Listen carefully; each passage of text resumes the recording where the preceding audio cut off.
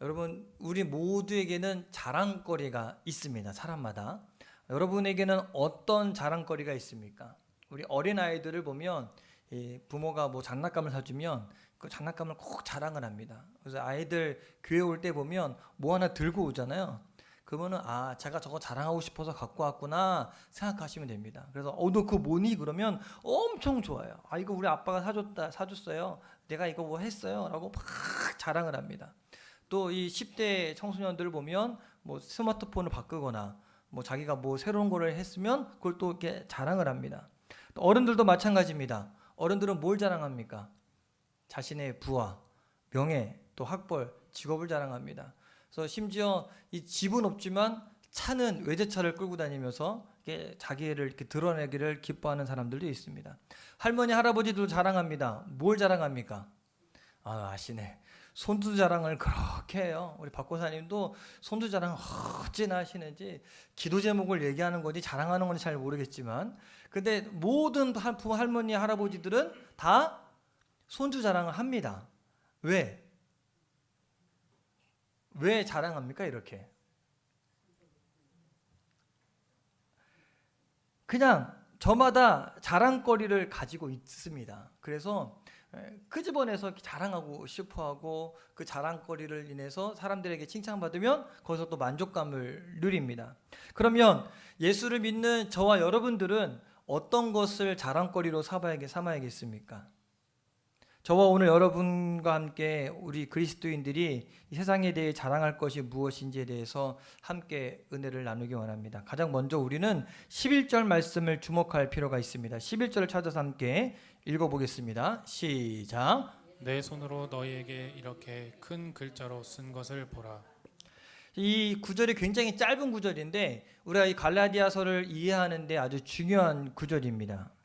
대부분 주석가가 당시 사도 바울은 이 지독한 안질 때문에 앞을 잘 보지 못하고, 그럼 앞을 잘 보지 못하면 글을 쓸 수 있을까요?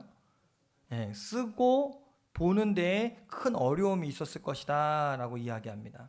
그래서 사도 바울은 갈라디아 교회 성도들에게 편지를 보낼 때 자신이 직접 쓰지 않고 대피를 합니다. 그래서 자기가 말로 하고 다른 사람들이 대신 편지를 써줍니다. 갈라디아서뿐만 아니라 로마서를 기록할 때도 마찬가지였어요. 로마서는 더디오라는 형제가 대피를 했어요. 로마서 16장 22절에 이렇게 이야기합니다. 같이 한번 읽어볼까요? 시작. 이 편지를 기록하는 나 더디오도 주 안에서 너희에게 문안하노라. 네, 더디오라는 사람이 이제 기록을 하고 사도 바울이 이야기해주고 이런 그 구조였어요. 아마 사도 바울은 로마서를 기록할 때 그렇게 기록했고 이 갈라디아서를 기록할 때도 마찬가지입니다. 그런데 오늘 말씀에 보면 사도 바울은 내 손으로 너희에게 이렇게 큰 글자를 쓴 것을 보라. 본인이 직접 쓴 거예요. 계속 대필하다가 마지막에 6장 마지막 절에 와서는 이제 본인이 직접 씁니다. 근데 안 보이니까 이거 작은 글씨로 쓸 수가 없어서 어떻게 했어요? 크게 쓰는 거예요. 그러니까 계속 작은 글씨 써나가다가 그 부분에 대해서는 안 보이는 상태에서 큰 글씨로 씁니다. 왜 바울이 여기부터 직접 썼을까? 왜 그랬을까요? 추측해 보세요. 아무 이유 없이 그렇게 했을까요? 중요하니까. 정말 하고 싶은 얘기, 갈라디아 교회 성도들에게 정말 하고 싶은 얘기, 정말 중요한 얘기를 이제부터 시작하겠다고 이 자기가 본인의 직접 큰 글씨로 씁니다. 그래서 이 사도 바울이 정말 중요한 이야기가 두 가지가 있는데, 먼저 첫 번째로요, 할례주의자들의 정체를 폭로하는 거였어요. 갈라디아서를 계속 우리 읽어나가면서 우리가 여기서 많이 들었던 얘기가 누구입니까? 할례주의자들. 예수 그리스도의 복음만이 아니라 할례도 받아야 구원받을 수 있다라고 이야기하는 유대인들, 그 얘기들을 계속 끊임없이 이야기했죠. 다른 복음을 이야기하는 유대인들. 근데 그 할례주의자들이 왜 그렇게 했는지에 대한 이유에 대해서 아주 명확하게 사도 바울이 이야기합니다. 바울은 갈라디아에서 마지막 부분에 꼭 이야기를 하는데 12절에 한번 같이 한번 읽어봅시다. 이렇게 이야기합니다. 시작. 무릇 육체의 모양을 내려 하는 자들이 억지로 너희에게 할례를 받게 함은 그들이 그리스도의 십자가로 말미암아 박해를 면하려 함뿐이라. 자, 여기 육체의 모양을 내려는 한 자들은 할례주의자들을 의미하고, 바울은 여기에서 그들이 억지로 너희에게 할례를 받으라고 한 것은 그들이 정말 하나님을 사랑하고 율법을 소중히 여기기 때문에 그런 것이 아니다라고 이야기해요. 오히려 그들은 그리스도 예수의 십자가 때문에 받는 박해를 피하려고 할례를 받으라고 이야기한다는 거예요. 아마 그때는 유대인으로서 예수님을 믿으면 좀 박해가 있었던 것 같아요. 왜? 그 당시에 예수님은 이단이고 이단의 괴수였고, 그래서 바울도 사실은 그런 예수님 이단인 줄 알고 예수 믿는 사람들을 잡아다가 감옥에 가두는 일에 앞장섰으니까, 그러니까 많은 유대인들이 예수님을 믿고 싶어도 예수님 믿는 것과 동시에 정말 교단에서 쫓겨나게 되고, 그러면 일상생활을 하기 힘들게 되는 그러한 상황을 처해지니까 이 사람들이 어떻게 하냐면 다른 유대인들의 눈치를 보면서 자기를 드러내지 않는 겁니다. 예수 믿는 사람인데도 불구하고 자기가 예수 믿는 사람이다, 나는 예수님으로 말미암아 구원받았다, 예수님이 우리가 기다리던 메시아다 라고 말하지 못하는 겁니다. 그리고 할례도 받고 그냥 평범한 유대인처럼 그냥 몰래 숨겨져서 그렇게 살아가고, 다른 유대인들이 보란듯이 율법은 중요합니다, 율법은 중요합니다 이렇게 주장하고 다녔다는 겁니다. 지금 무슨 얘기예요? 정말 율법이 중요해서가 아니라 자기가 핍박받지 않으려고, 예수 믿는 사람이는 걸 티 안 내려고 그냥 그렇게 세상 가운데 스며들어 살아가려고 그렇게 행했다는 겁니다. 여러분, 이런 일들 우리 중에도 일어나고 있지 않습니까? 여러분, 세상 사람들이 여러분이 예수 믿는 사람인 거 다 아시죠? 알아야 됩니다. 티가 나야 돼요. 어떤 사람은 그래요. 직장에서 자기 예수 믿는 사람을 모르게 하려고 밥 먹을 때 기도하잖아요. 밥 먹을 때 기도할 때 딱 식판 받아놓으면 눈 감고 이렇게 기도하고서 먹는 거예요. 티가 날까 안 날까? 티 안 내려고 눈 감았다 떴다 그냥 기도했다 기도 끝났다, 티 안 내려고 하는 거예요. 또 어떤 사람 어떤 분한테 들은 얘기가, 이 학교 선생님들 중에 이렇게 생활 기록부에는 기독교라고 썼지만 실제로는 티 안 내고 학교 생활하고 회식하고 하면 아무렇지도 않게 술 마시고, 그래서 이분이 예수 믿는 사람인지 아닌지를 아무도 모르는 경우가 많이 있다는 거예요. 왜 그래? 왜 자기 숨기고 다닙니까? 왜? 아무래도 내가 교회 다니고 예수 믿는 사람인 걸 사람들이 알면 어때요? 죄 짓기가 쉽지 않죠. 나 교회 천주교는 뭐 그렇지만 교회 다닙니다라고 이야기하고 술 먹고 담배 피면 사람들이 뭐라 그래요? 너 교회 다니는데 술 먹는구나, 너 교회 다니는데 담배 피냐? 라고 이야기하잖아요. 그러면 내가 죄 짓기가 어려우니까, 그리고 내가 이렇게 막 함부로 입에 욕을 달고 사는데 내가 교회 권사입니다, 내가 교회 집사입니다 라고 이야기하면 안 되니까, 그래서 숨긴다는 거예요. 이 바울 당시에도 그랬어요. 유대인이 모여 살고 있었던 그 지역에 할례를 받아야 유대인으로 받아들여졌기 때문에 자신의 이익을 위해, 박해를 피하기 위해 할례를 받았던 이방인들이 많이 있었습니다. 사도 바울은 이것을 본 거예요. 그래서 이렇게 이야기합니다. 그들이 너희에게 할례를 받으라고 강요한 것은 한 가지밖에 없다. 그들은 손쉬운 방법으로 남들 앞에서 좋게 보이려고 하려고, 믿음으로 살겠다는 용기, 다시 말해서 그리스도의 고난과 죽음에 참여할 용기가 없는 사람들이 그렇게 했다는 겁니다. 그런데 여러분, 오늘 저와 여러분들은 그렇게 하면 안 됩니다. 우리는 우리의 믿음을 분명히 드러내시게 되길 바랍니다. 물론 예수님 믿는 것 때문에 손해볼 수 있습니다. 불편을 겪을 수 있습니다. 그럼에도 우리가 그리스도인인 것을 숨기거나 겨우 자기 믿음을 지키는 그 정도의 삶이 아니라 당당하게 하나님 나라 백성으로 이 땅을 살아가는 저 여러분 되기를 간절히 축원합니다. 그래서 우리 권사님들은 노인정에 가면 이름을 안 부르고 뭐라고 불러요? 장권사, 이권사. 그래서 저랑 얘기하면 그 인창 엄마, 노승 엄마가 아니라 장권사, 이권사라고 이야기해요. 그래서 그분들이 봤을 때는 이분들은 교회의 권사님이신 거죠. 여러분, 우리의 삶이 이렇게 살았으면 좋겠어요. 어디를 가도 교회 안에서만 집사님, 권사님이 아니라 교회 밖에서도 어디서도 이 집사님, 권사님의 향기를 드러내는, 예수님의 향기를 드러내는 저 여러분이 되었으면 좋겠습니다. 당시 유대인들 또 할례주의자들이 할례를 강조했던 또 다른 두 번째 이유가 13절에 나옵니다. 같이 한번 읽어볼까요? 시작. 할례를 받은 그들이라도 스스로 율법은 지키지 아니하고 너희에게 할례를 받게 하려 하는 그것은 그들이 너희의 육체로 자랑하려 함이라. 여기 보니까 당시 갈라디아 소의 성도들을 미혹했던 이 할례주의자들의 관심이 율법을 잘 지키고 하나님의 말씀을 잘 지키는 데 있는 것이 아니라는 거예요. 관심이 다른 데 있어요. 바로 자기 자랑거리를 추구하려는 겁니다. 나 이렇게 잘한다? 나 이만큼 했다? 라는 걸 자랑하는 거예요. 자기를 따르는 추종자들이 얼마나 많은가를 통해서 그들은 자신들의 힘을 과시하고 자신의 욕망을 채우려고 했다는 겁니다. 자랑이 어디에 있어요?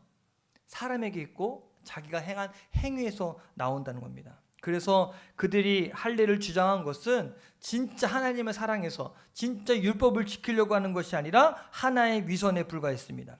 여러분, 위선이 뭡니까? 진짜 속셈을 숨기고 그런 척하는 거.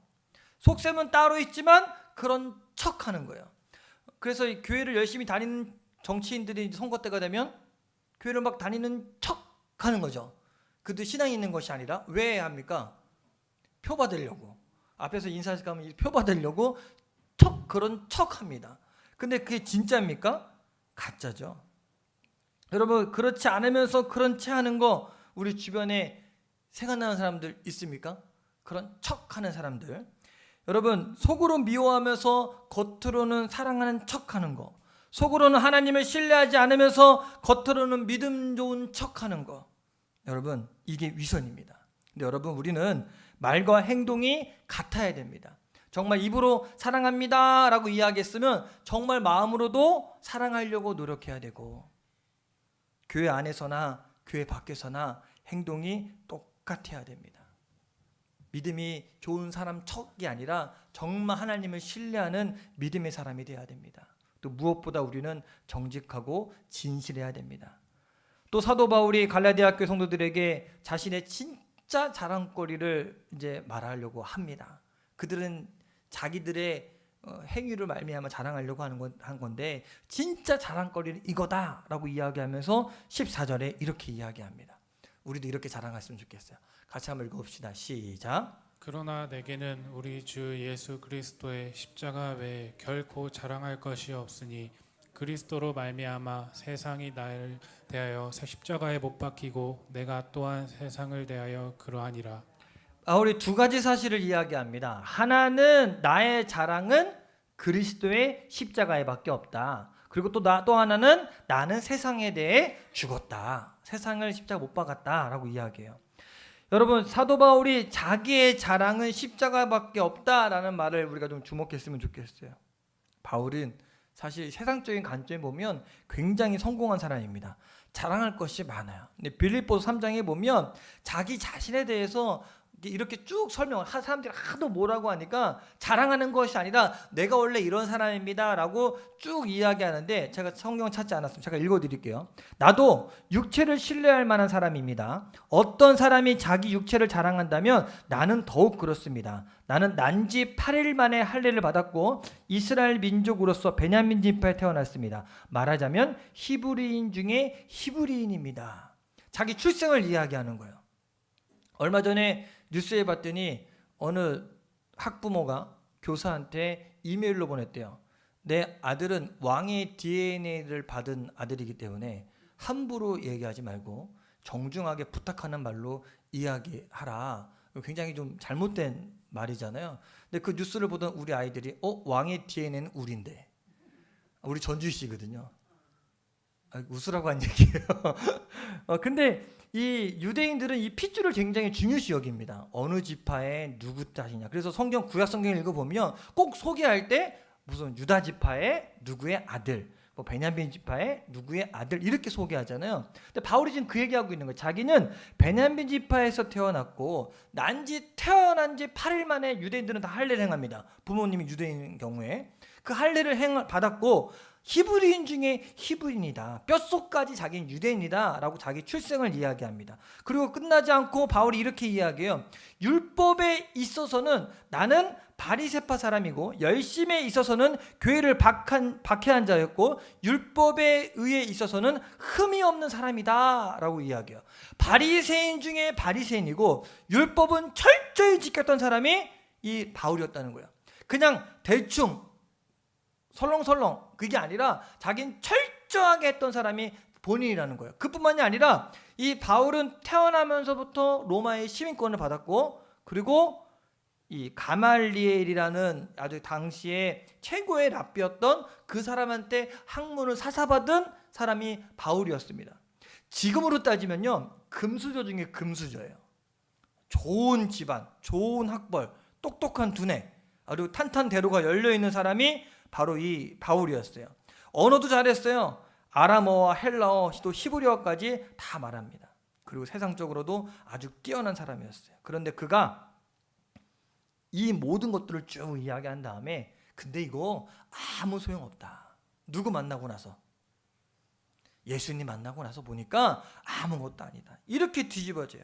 내가 유익했던 이것들 다 예수님을 위하여 해로 여깁니다. 왜냐하면 내 주 그리스도 예수를 아는 지식이야말로 가장 존귀한 것이기 때문에 나는 그리스도를 위하여 모든 것을 잃어버리고 그 모든 것을 다 배설물로 여겼습니다. 우리가 세상을 살면서 중요하게 여기는 학벌, 우리 아이들 공부해라, 좋은 대학 가라, 좋은 직장 가라, 이런 것들 다 쓸모없다고 바울이 지금 이야기하는 거예요. 누구 만나고 나니까? 예수님 만나고 나니까. 자기가 자랑거리로 삼았던 것들이 다 해로운 것, 쓸모없는 것이라고 이야기합니다. 더 나아가서 쓸모없는 것뿐만 아니라 똥! 세상에서 버려버리는 배설물이라고 이야기를 해요. 바울이 왜 이렇게 이야기합니까? 예수님 만나고 나니까 바라보는 관점이 바뀌는 겁니다. 바라보는 가치관이 바뀌는 겁니다. 그리스도 예수를 만나고 보니까 예수님을 믿고 그분을 알아가는 특권에 비하면 세상 자랑거리는 다 하찮은 것, 쓰레기통에 버려도 괜찮은 것에 불과했다는 겁니다. 빌립보 교회에 보낸 편지만이 아니라 고린도 교회에 보낸 편지에서도 사도 바울은 동일하게 고백합니다. 우리 고린도서 2장 2절에 같이 한번 읽어볼까요? 시작. 내가 너희 중에서 예수 그리스도와 그가 십자가에 못 박힌 것 외에는 아무것도 알지 아니하기로 작정하였습니다. 여기 보니까 바울은 오직 예수 그리스도와 그가 십자가에 못 박힌 것만 알고 싶다고 말했습니다.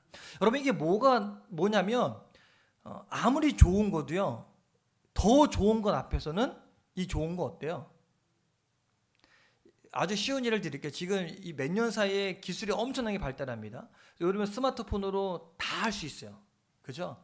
만약 여러분에게 100만 원짜리 핸드폰을 10년 전에, 아니야, 한 20년 전에, 20년 전, 맞아, 20년이 맞을 거예요. 20살 때니까 20년 전에 처음 나온 그 벽돌 핸드폰 기억나십니까? 굉장히 희귀했어요. 그때 당시 100만 원이면 엄청나게 큰 돈이거든요. 그 핸드폰 갖고 있는 사람은 부의 상징이었어요. 그래서 길 가다가도 탁 통화하면 저분 사장님이시라고 그렇게 얘기했던 그 핸드폰 기억나시죠? 그 누가 지금 그거를 여러분에게 준다 그러면 받겠습니까? 쓰실래요? 안 봐요. 쳐다도 안 봐. 왜? 그것보다 지금 게 훨씬 좋으니까. 앞으로 점점 더 좋아질 거예요. 그러면 그 예전 거는 쳐다도 안 봅니다.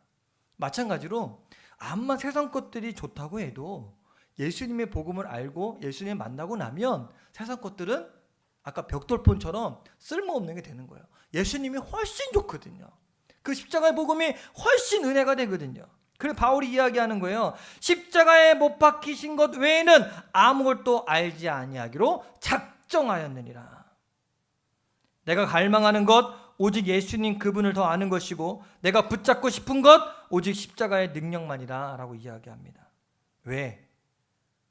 예수님이 하나님의 아들이고 그분이 못 박히신 것, 그 십자가만이 우리 인간들을 모든 죄와 죽음에서 구원하는 유일한 길이기 때문에, 죄인들이 죄사함 받을 수 있는 유일한 길, 수고하고 무거운 짐짐자들이 그 짐을 내려놓을 수 있는 유일한 길, 마음의 상처로 병든 사람들이 치유받을 수 있는 유일한 길, 그것이 바로 십자가밖에 없다는 겁니다.